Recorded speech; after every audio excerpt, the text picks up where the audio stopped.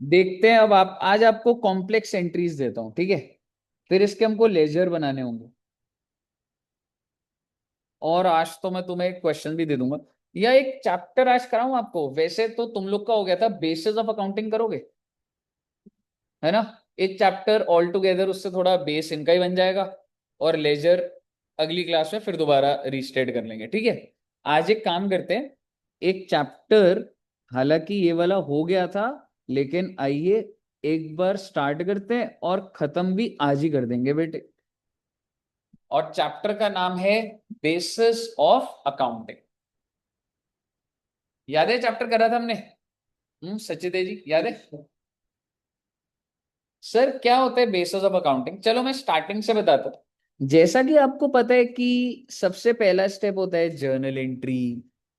दूसरा स्टेप क्या होता है बच्चे? लेजर। Then trial balance. और ट्रायल बैलेंस से क्या बनता है? Trading account. फिर बनता है पीएनएल, इसको ऐसे बोलते हैं प्रॉफिट एंड लॉस अकाउंट। और उसके बाद बनती है बैलेंस शीट। बहुत अच्छी बात है।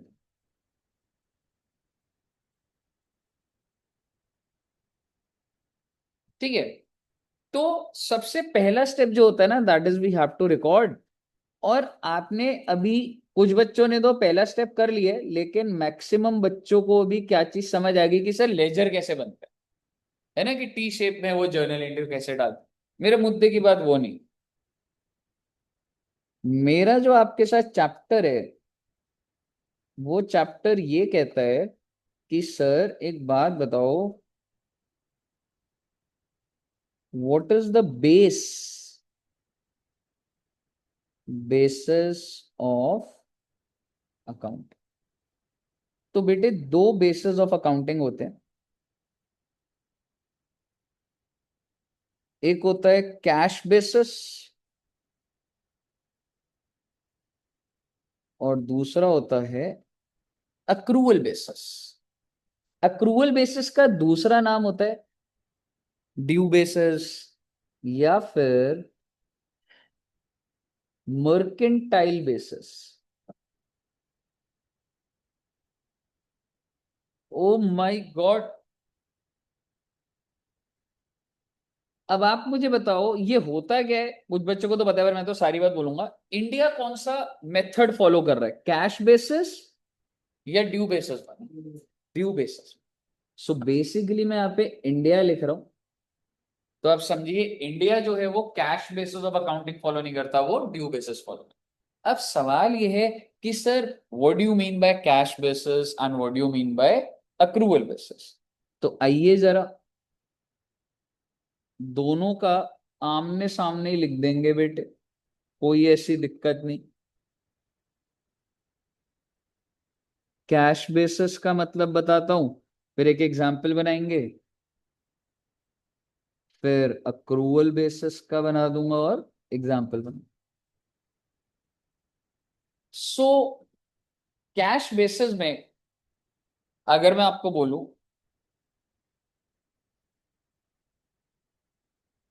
Under cash basis of accounting,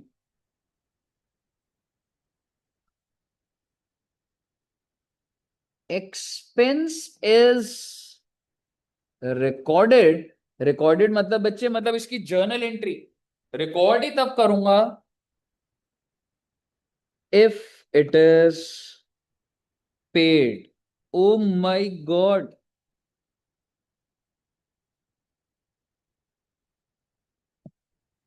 मेरे कहने का मतलब है, इलेक्ट्रिसिटी बिल ड्यू है, ठीक है। ड्यू का मतलब कि बिल आ गया मेरे पास, बिल हैज बीन जनरेटेड, 50,000 रुपए देने हैं, ठीक है।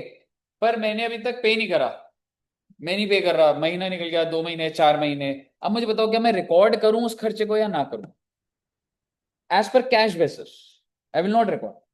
क्योंकि कैश बेसिस क्या कहता है, आप एक्सपेंस को रिकॉर्ड करो इफ इट इज पेड। मतलब सर एग्जाम्पल लिखते हैं बच्चे, electricity bill due for April month, ओहो अप्रैल में बिजली का बिल आया बेटे 70,000 रुपए का। अप्रैल मंथ का मतलब समझते हो? पंखे कब चले हैं, कौन से महीने में? अप्रैल में। इसका ये मतलब हुआ ना।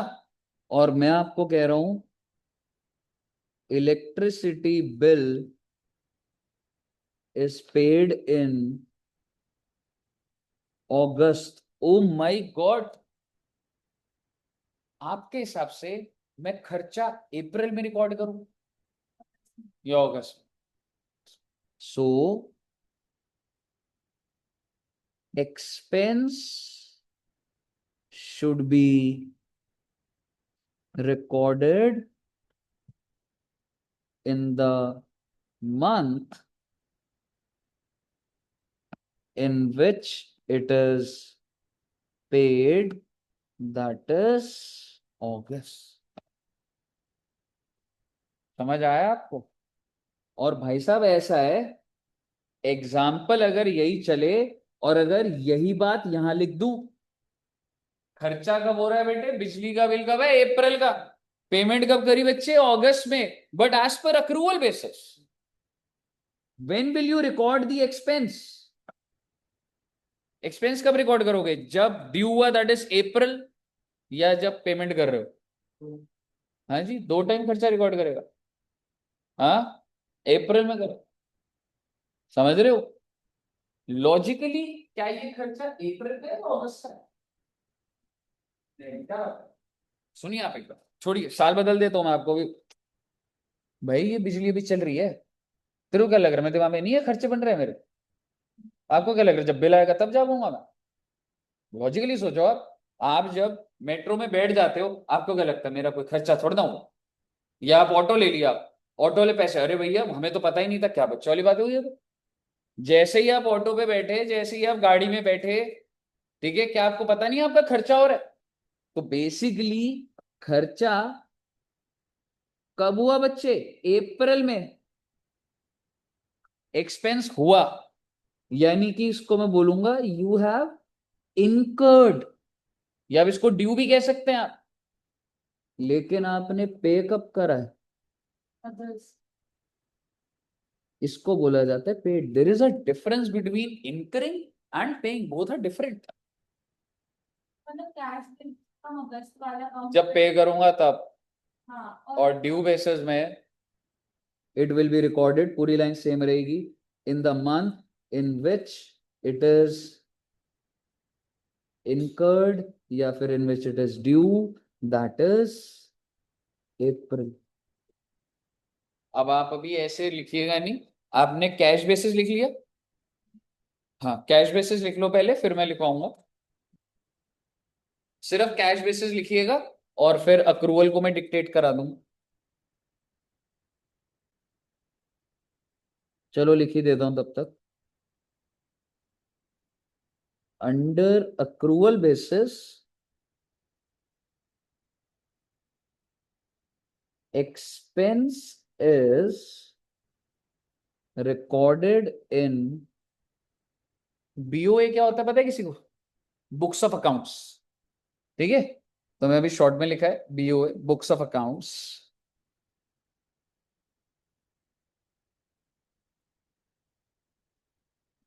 when it is incurred।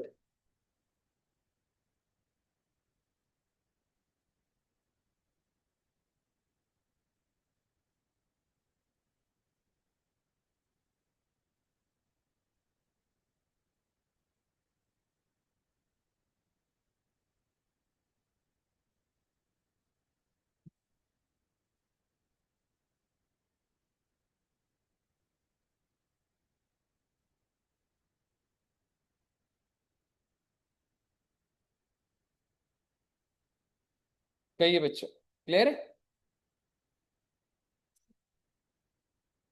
जैसे कि यही मैंने लिखा है कि अप्रैल में 70,000 इनकर्ड हुए, पेमेंट आपने कब करी, अगस्त में,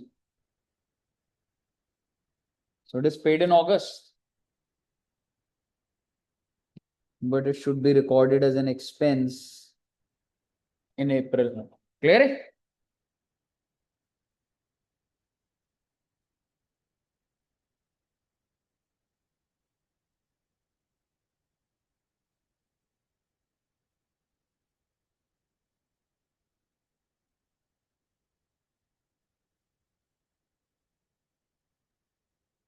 एक एग्जाम्पल बनाते हैं।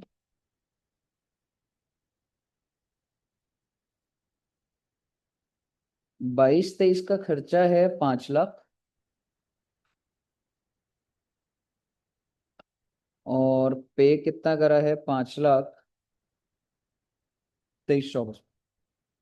यानी कि ये खर्चा कौन से साल का है, 22-23, और हमने पेमेंट कब करी है।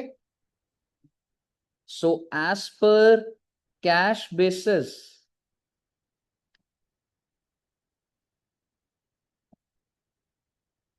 expense should be recorded in 23, because जब आप पे करेंगे तो ही खर्चा है, और अगर मैं बोलूं अगर आपने पे ही नहीं करा, हाँ तो मैं रिकॉर्ड ही नहीं करूंगा। सिंपल सी बात है, मेरी जेब से पैसा जाएगा, मैं खर्चा बोलूंगा, पैसा आएगा मैं इनकम बोलूंगा। अगर भाई ड्यू व्यू चल रहा है, मेरे को नहीं समझ आ रही भाई, क्लियर है ना। और अगर यही एग्जाम्पल पूरा का पूरा यही होता, तो एक्रूअल बेसिस क्या कहता है बच्चे, expense should be recorded in, भाई जिस पीरियड का खर्चा उसमें रिकॉर्ड कर, पेमेंट करना अगर हमें को मतलब नहीं उससे, इंडिया ऐसे चलती है, ड्यू बेसिस पे चलता है भाई। आपका खर्चा कब ड्यू है, 22-23, आपने पे कब करा, 23-24, मुझे नहीं लेना देना आपने पेमेंट कब करा, ड्यू जब है खर्चा रिकॉर्ड करो, तभी तो आप उधारी पे रिकॉर्ड करते हो डेटा टू सेल्स। मेरे को पैसे कहाँ दिए आपने, मैंने आपको मोमोज की प्लेट भेज दी उधारी पे, आप मुझे बताओ मैं एंट्री क्या डालता हूँ, आपको एसेट बनाता हूँ डेटा डेबिट टू सेल्स, आप मुझे बताओ पैसे मिले मुझे अभी तक, फिर भी मैं इनकम तो दिखा रहा हूँ, क्यों, इंडिया में ड्यू बेसिस पे इनकम रिकॉर्ड करी था। हाँ सर, बताइए क्लियर है बच्चे। ओके, तो ये अच्छा बन गया, नोट्स नोट कर लिया मैडम ने, अनमोल जी का हो गया, करो करो, नैन्सी जी ने कर लिया, यस सर। और यशिका जी का। कर लिया सर। यशिका जी कैमरा तो ऑन करो, मैंने बोला था ना बेटे ऑनलाइन में कैमरा ऑन करना पड़ेगा।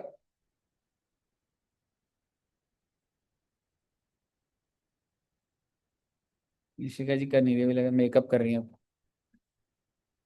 बेटे मेकअप कराना है तो कालका जी में बहुत अच्छा मेकअप हुआ है,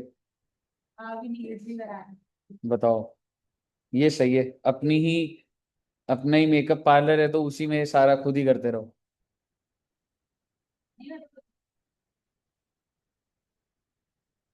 चलिए, तो basically next point is, sir ये तो एक्सपेंस की बात होगी, ठीक है। अब अगर मैं सिर्फ इनको इन वर्ड्स लिखूंगा, हाँ हाँ बिल्कुल बिल्कुल, एग्जाम्पल पूरे नोट कर लो। अब मैं बोल रहा हूं income is recorded in books of accounts when it is, क्या लिखूं, when it is received, I'll record an income when I'll receive, when it is received, irrespective of the fact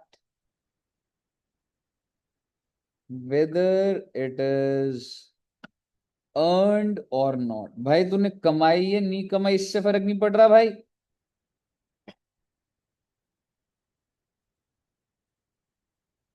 अगर आपको पैसा मिल गया है, ठीक है, जैसे सपोज करो, अगर मैं आपको बोलूं अभी आपकी क्लास 11वीं की क्लासेस स्टार्ट हुई है, ठीक है, और अगर आपने सारी की सारी पेमेंट कर दी, मैं कह रहा हूँ 11वीं की कर दी, 12वीं की कर दी आपने, और अगर मैं कैश बेसिस चलाऊं, तो मैं तो सारी की सारी इनकम रिकॉर्ड करूंगा, पर क्या सही तरीका है, नहीं, होना तो ड्यू बेसिस पे चाहिए ना बच्चे, समझ रहे हो।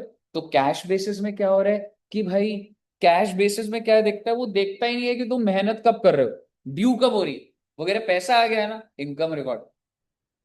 Similarly in accrual, income is recorded in books of accounts when it is, ना ना, earned, जब आप कमाओगे, irrespective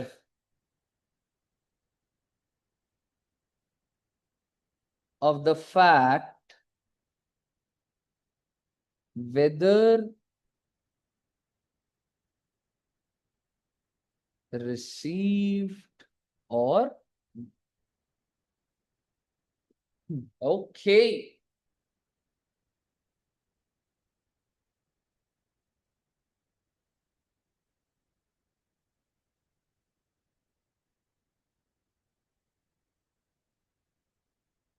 तो ठीक है, एक छोटा सा एग्जांपल बना देता हूँ।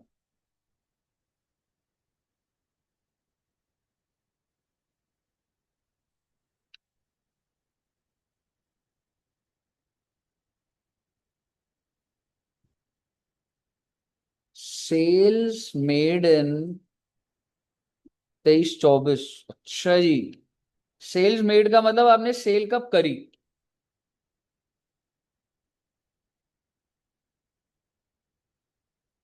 Amount received in 21-22। ओहो, अब आप मुझे बताओ, इनकम कौन से साल में रिकॉर्ड करोगे? Exactly, because the year in which you receive. Cash basis में मतलब ही नहीं, तो क्या कर रहा है, मेरे को है पैसा आया इनकम, पैसा गया खर्चा। लेकिन अगर यही चीज मैंने सेल करी होती 23-24 में 5 लाख की, और मुझे इसका अमाउंट रिसीव हुआ होता मान ले 26-27 में, तो मैं इनकम कब रिकॉर्ड करता बच्चे? 23-24। क्योंकि भाई मेरे को पैसा मिले, मेरे को पैसा ना मिले, मुद्दे की बात ये हुआ है कि ड्यू कब हो रहा है भाई। क्लियर है ना जी? यही तो था पूरे चैप्टर में।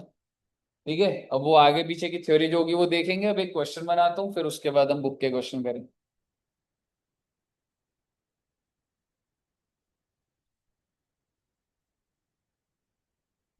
नैन्सी जी को क्लियर है?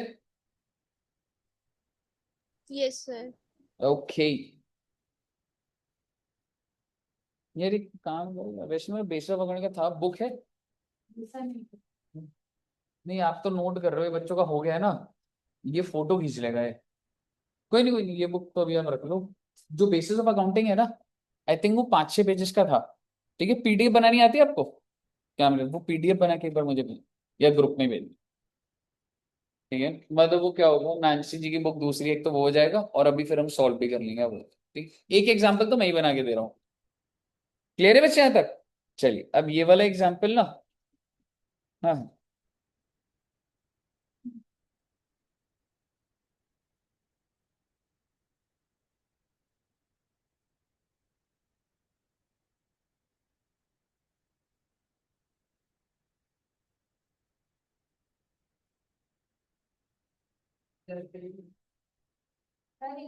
स्टार्टिंग से ही बना दिया, 3-4 पेज ही थे आई थिंक, है ना?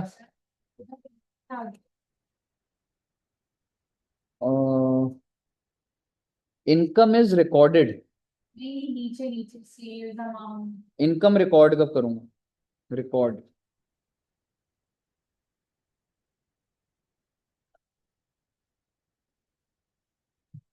ओके।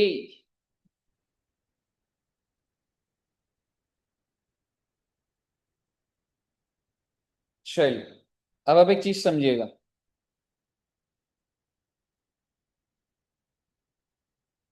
एक एग्जाम्पल बनाते हैं, and we will find out the profit और loss as per cash basis and accrual basis, उसी एग्जाम्पल। ठीक है, अच्छा एग्जाम्पल बनवाऊंगा ये आपका, ठीक है।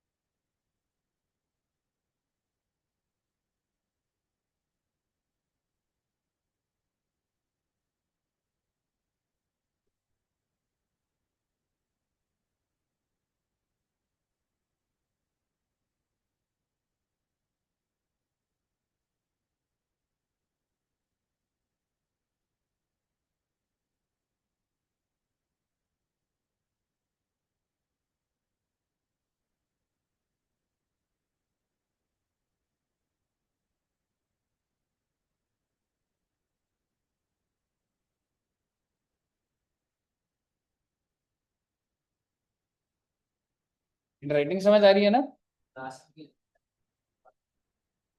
ये वाला 1 2 3 4 5 loan taken for ₹2 lakh, calculate profit as per cash basis या फिर due basis. Oh my god, दोनों बेसिस के हिसाब से निकालना है बेटे, अपना दिमाग लगाइएगा, फिर एक बार सॉल्व करूँ। ठीक है, फोटो खींच के ना भेज, बाद में दियो, कोई नहीं, सॉल्व कर लियो सुशांत, ठीक है? अभी भेज दियो, कोई नहीं, वो तो हो जाए, पहले मैंने क्वेश्चन करवा दिया, वो कर देंगे।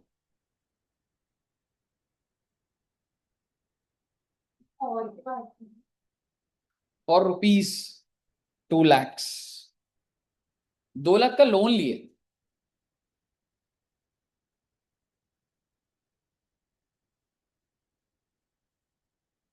चलो मैं कैश बेसिस में कर रहा हूँ, या ट्राई करोगे?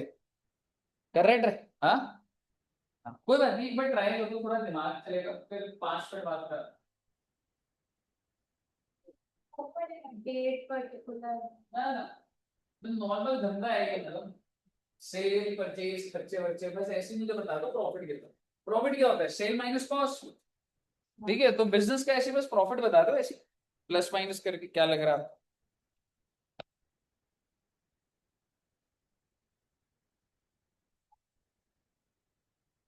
अच्छा, पहले माइनस करना है सेल्स में से। मैं बताता हूँ, देखो, कैश बेसिस करता हूँ, मैं ड्यू बेसिस करना। देखो, अगर मैं आपको बोलूं कि भाई ये प्रॉफिट क्या होता है, तो क्या मैं कह सकता हूँ प्रॉफिट क्या होता है? सेल्स में से कॉस्ट माइनस, है ना? और अगर मैं इसको और रिफाइंड बोल दूं, इनकम माइनस एक्सपेंस बोल सकता हूं, ज्यादा बेटर क्या होगा? आपकी जो भी इनकम है उसमें से क्या माइनस कर दूंगा? एक्सपेंस। अब मेरी बात बड़े ध्यान से सुनिएगा, मैं पहले कौन सा मेथड कर रहा हूं? Cash basis. तो इसका मतलब ये जो इनकम लूंगा ये किस बेसिस पे लूंगा, और ये जो एक्सपेंस भी लूंगा ये किस बेसिस पे लूंगा? इसका मतलब प्रॉफिट भी किस बेसिस पर आएगा? अब आप मुझे बता दो, मैं इनकम के अंदर सबसे पहला लिखा है सेल्स, मतलब मैंने बेचा, कितने रुपए का बेचा मैंने? 5 लाख। जिसमें से कैश कितना आया? और 1 लाख उधारी पे बेचा, तो मैं इनकम कितनी मानूं? 4 ही मानूंगा ना भाई, मेरी जेब यहाँ पे जो रख दिया वो इनकम है मेरी। तो इसका मतलब मैं जो इनकम अगर निकालनी हो, पहले अगर इनकम निकाल के दूं, तो मैं आपको बोलूंगा, एक तो मेरी आ गई cash sales, how much? 4 lakh. ठीक है जी, ये हो गया। दूसरा क्या है? Interest income. ओहो, ब्याज मिला है जी मुझे कहीं से, इनकम ही लिखा है ना, कितने रुपए की? But how much you have received, so what should be income? I should take only interest received, no? That is 30,000, 4 lakh 30,000। Sir आपको कैसे पता बेटे, बाकी तो नीचे के खर्चे हैं सारे। इसका मतलब कैश बेसिस पे इनकम कितनी हो गई? 4,30,000। क्यों, सही बोल रहा हूं? अब आप बता दो मुझे खर्चे। ये आ गया, मान लो ए आ गया मेरा कुछ, ठीक है। अब मैं लिख रहा हूं एक्सपेंसेस। मैं कुछ नहीं बोलूंगा, मुझे बता दो परचेज मेरा खर्चा ही होता है ना, है ना? कितना लिखूं खर्चा? 3 लाख का खर्चा है, बढ़ गया सारा का सारा कैश पर है। 80%, 3 लाख का 80%, 2,40,000। 3 लाख का 80% कर दो, 240 आएगा। 80% समझते हो ना? 4/5, समझ रहे हो? तो बेसिकली कैश परचेज कितना ले लोगे आप? 2,40,000। सर ये कैसे निकला? ओ बेटे, 3 लाख का 80%। अगला बताइए खर्चा क्या लूं? सैलरी। सर सैलरी 60,000 ले लो सर। पे कितना करा है? ओ माय, हाँ 60,000 पे करा है, एग्जैक्टली मतलब ड्यू बेसिस पे तो 60,000 है, but I paid them 70, I paid them advance. So expense क्या होगा, 60,000 जो ड्यू है या जो मैंने पे करा है? एग्जैक्टली जो मैंने पे करा है। So your salary would be 70,000। Clear है बच्चे? What about rent? How much is due, how much is paid, what should be the expense? Exactly. अरे सिंपल सी बात है यार, जो जेब से निकल रहा है वो खर्चा है, जो आ रहा है वो इनकम। ड्यू क्या देखना मुझे तो पेमेंट देखनी है। अब अगला पॉइंट मैंने क्या लिखा है, लोन। अरे सर लोन लिया आपने, कितने रुपए मिले मुझे लोन में? तो उसकी इनकम थोड़ा ना बोल दूंगा, लाइबिलिटी होती है। समझ रहे हो? आप कहीं ये सोचो अरे सर 2 लाख रुपए लिख दी इधर आ गए, इनकम मान लो बेटे, ऐसे भी थोड़ा ना हो रहा है। मैं तो खर्चे और एक्सपेंस के लिए जो पेमेंट और वो कर रहा हूं, ये तो लोन है आपका। ये इररेलेवेंट डेटा था, मैं आपको समझाना चाहता था। नहीं, ये record in the sense not for profit. आप लोन लेके क्या अपना प्रॉफिटेबिलिटी डिसाइड करते हो? ऐसे होता है कभी प्रैक्टिकल लाइफ में? सोच लो, आज आपने 20 करोड़ का लोन लिया, आपको फायदा हो गया आपको? लोन क्या होता है, लाइबिलिटी होती है भाई। एक एसेट बढ़ा और एक लाइबिलिटी भी आ गई। प्रॉफिट लॉस थोड़ा ना होता है। प्रॉफिट लॉस क्या होता है, ये खरीदा ग्लास 5 का, 6 रुपए का बेच दिया, 1 रुपए का प्रॉफिट कम। ये मेरी परचेज थी, सेल प्राइस 6 था, बेचने वाले की सैलरी, किराया, दुकान का सारी चीजें, वो चीज होती। तो बेसिकली कैश बेसिस पर आपका टोटल खर्चा कितने का आ गया? 3,10,000 और 25, 3,35,000। एंड आप मुझे बता दीजिए आपका प्रॉफिट कितना आ जाएगा जी? 95,000। समझ आया? माइनस, समझ रहे हो? यही तो होता है धंधे का उसूल मैडम। समझ रहे हो? ये ग्लास अगर मैंने 10 का खरीदा तो 10 का थोड़ा ना बेच दूंगा, 12 रुपए का बेचूंगा ना। प्रॉफिट कितने का हुआ? 2 रुपए। यही तो करा, इनकम माइनस एक्सपेंसेस। और अगर आपको इतने अच्छे से ही बात समझ आई है, तो अब क्या आप अक्रूवल बेसिस पे नहीं निकाल सकते? एक बार ट्राई करो अक्रूवल पे, कि सेल्स कितनी लूंगा, एक्सपेंस कितने लूंगा। सेट हो जाएगी कहानी, चैप्टर ओवर हो गया बेटे। छा गए आप, एक दिन में एक चैप्टर ओवर। सुशांत जी ने तो 2 बार कर लिया चैप्टर।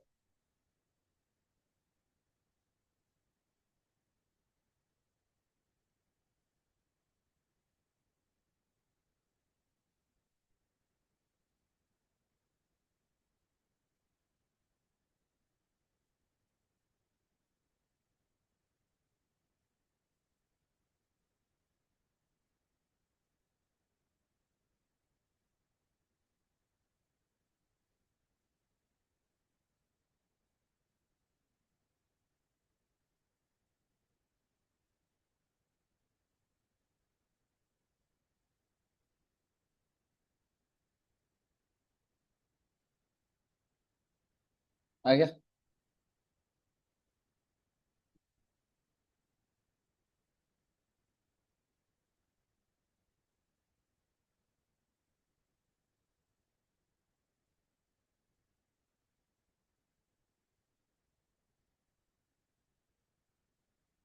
कितना है सच देगा? 1.5 लाख? चेक करते हैं। आ, तूने इनकम कितनी दिखाई होगी? 5 लाख। साथ में लिख देता हूँ। इंटरेस्ट कितनी? 50,000। 550 दिखा income. Then expense 3 lakhs, 60,000, 40,000, 4 lakh, 1.5 lakh. Okay.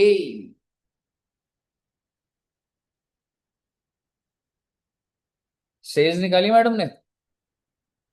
हम्म। हम्म। हाँ हाँ।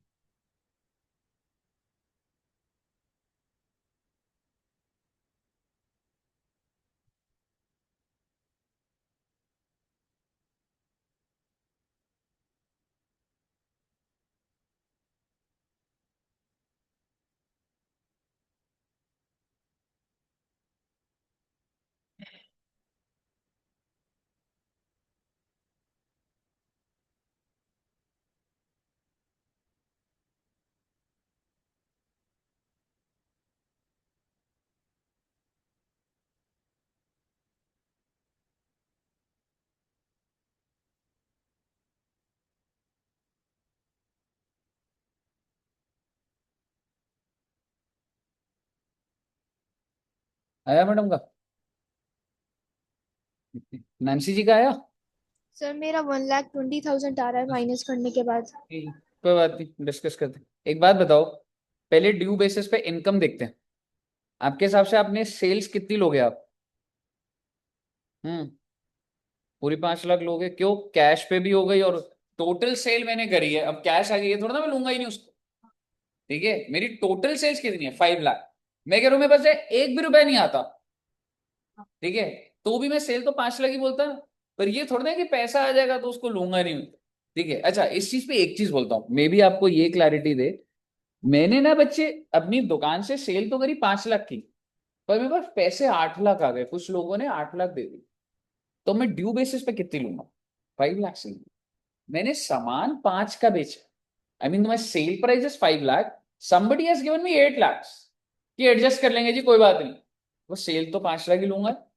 समझ रहे हो? तो बेसिकली मेरी सेल्स कितने की है बच्चे? 5 लाख। पहले बताइए, सेल्स क्लियर है? ओके। अब मुझे बताओ, मैं इंटरेस्ट कितनी इनकम लूं? पूरा 50,000। इंटरेस्ट इनकम 50, मिला कितना? 30, उससे क्या फर्क पड़ रहा है? मैं कह रहा हूं 1 रुपया नहीं मिला तो भी 50 लूंगा मैं। और क्या, ड्यू हुई है ना 50,000 तो मेरी इनकम कितने की हो गई? 5,50,000 फर्स्ट थिंग। ठीक है जी, पहली चीज। अब दूसरी बात, सर हमने परचेज करा है। अरे परचेज तो खर्चा होता है। कितने का खर्चा करा है? 3 लाख। अरे पर पे कितना करा है? क्यों देखना है पे कितना करा? जब मैंने परचेज 3 लाख करा तो 3 लाख खर्चा हो गया ना। ठीक है। नेक्स्ट, सर हमने सैलरी का खर्चा है 60, पे कितना करे? क्यों देखना है भाई? खर्चा बताना, पे करे ना करे ड्यू बेसिस पे हो रहा है। 60,000, similarly 40,000, so will take this.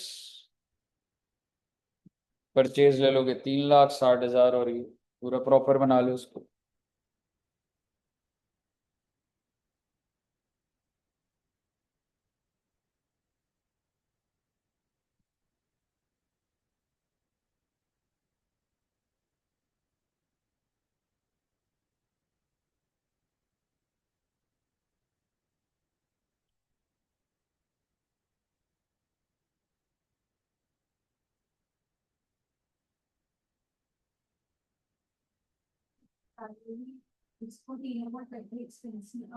बिल्कुल।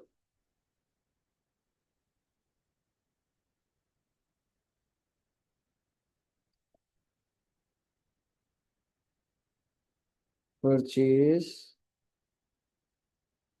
सैलरी,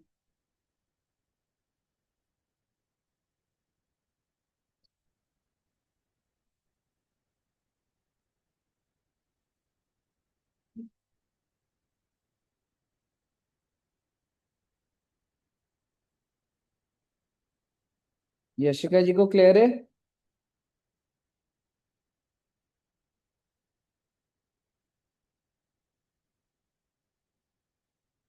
यशिका जी किधर गई?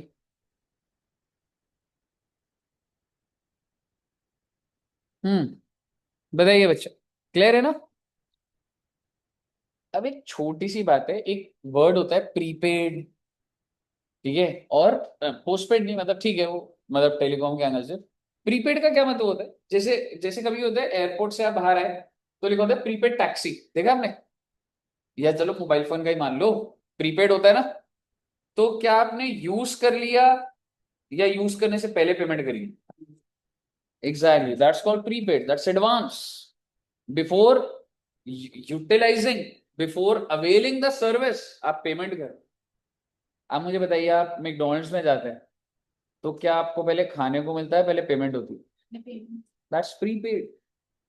लेकिन अगर आप एक रेस्टोरेंट में जाते हैं, आपने दाल मखनी खा ली, उसके बाद पे, ठीक है, प्रीपेड क्या होता है? एडवांस में दिया पहले।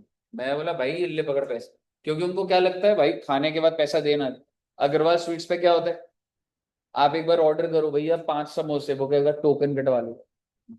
तो वो क्या सिस्टम है? प्रीपेड। लेकिन उसके सामने ही लजीज वाला है, लजीज चाइनीज वैन देखिए, खाते हो उसके वहां से? हम्म। नहीं, चाइनीज आप खाते हो मैडम? हाँ खाते नहीं, पर ऑर्डर ऑर्डर करके खाते ही होगे ना। आप नहीं खाते? सीधा है, बोल दो है लजीज में चाइनीज ही तो मिल रहा है कोई, मतलब ऐसा वो गिल्ट क्यों है कि लजीज से। ठीक है, तो लजीज वाले के उधर जाओगे ना कभी, आप ऑर्डर देंगे, वो कहेगा पहले पेमेंट कर। So that's prepaid. सर ये बातें क्यों कर रहे हो, मैं इसलिए कर रहा हूं, अगर आपका जो एक्सपेंस है वो 100 रुपए है, और अगर आपने पे करा है 120, तो आपने कितना ज्यादा पे करा है, 20 रुपए। तो उस चीज को एडवांस बोला जाता है या प्रीपेड बोला जाता है, कि इन फ्यूचर जब मैं वो चीज खरीदूंगा, पर मैं तो पहले ही पेमेंट कर दी। समझ रहे हो? तो प्रीपेड क्या हुआ बच्चे, 20।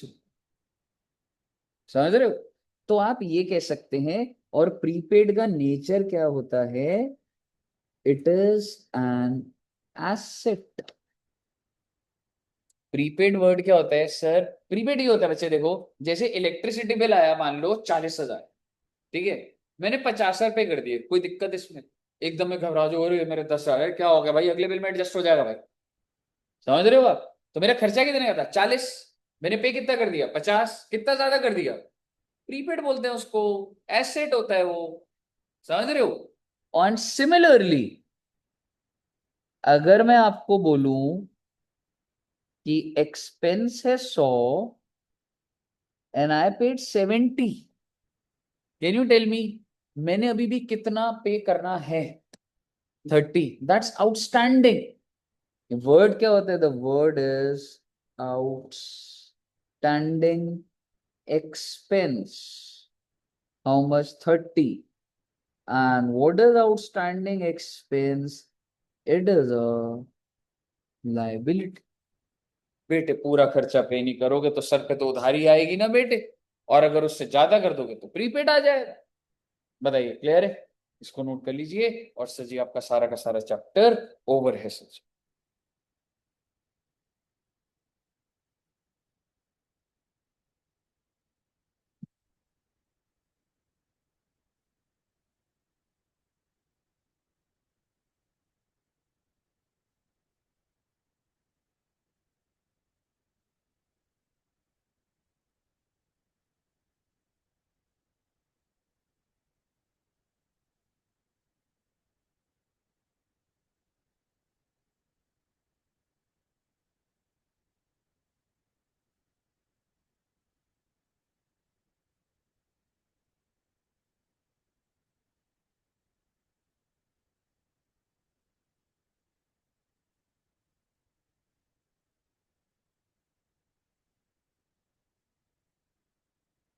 नैन्सी जी को क्लियर है? Yes, sir. ओके, और यशिका जी को?